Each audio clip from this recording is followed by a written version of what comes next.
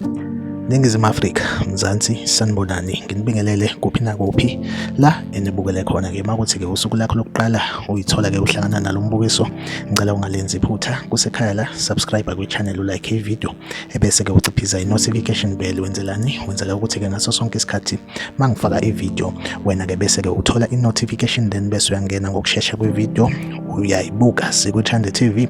Siyaqinisekisa-ke ukuthi-ke sikulethela-ke lolu daba olusuke lusematheni ngalolo suku. Ingane zakwethu lo esimbona-ke esithombeni intokazi-ke encane, igama layo u-Amahle Mtshali, obeneminyaka ewu-13 nje kuphela, 13, okubikwa ukuthi-ke ukwazwe wabulawa yisoka lakhe elineminyaka ewu-15 nje kuphela. Kuthiwa-ke ingxabano-ke yabo-ke iqale ngenkathi-ke u-Amahle lo evakashele isoka lakhe kubo, nalapho kuthiwa-ke kube sengena-ke i-message efonini ka-Amahle, then isoka lakhe laselidimanda ukubona i-message engenayo kulo wesifazane. Kuthiwa-ke ube esenqaba lo esifazane, isoka lacasuka ladonsa isikere lamgwaza emqaleni, nalapho-ke lithema libona ukuthi wopha kakhulu lase lihamba liyendlini-ke enkulu la bekukhona-ke abazali balo, liyobikela abazali ukuthi-ke nakho selenze inkinga kanje. Kuthiwa-ke abazali bathema befika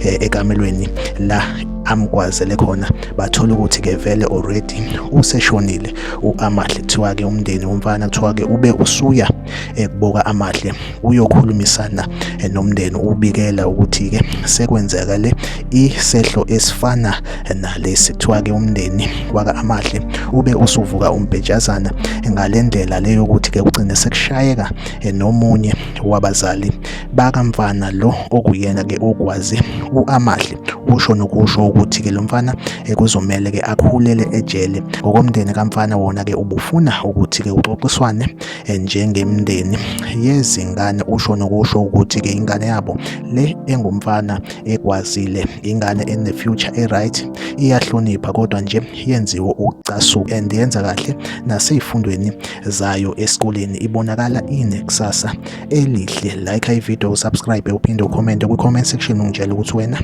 kuthini ukuphawula kwakho ngalolu daba. La kwiZikwe-Thande TV ngizohleze ngikhona ngulethela-ke indaba eyisematheni usuku nosuku. Asihlangabezane kwi-comment section, siphinde sihlangabezane kwi-video elandelayo.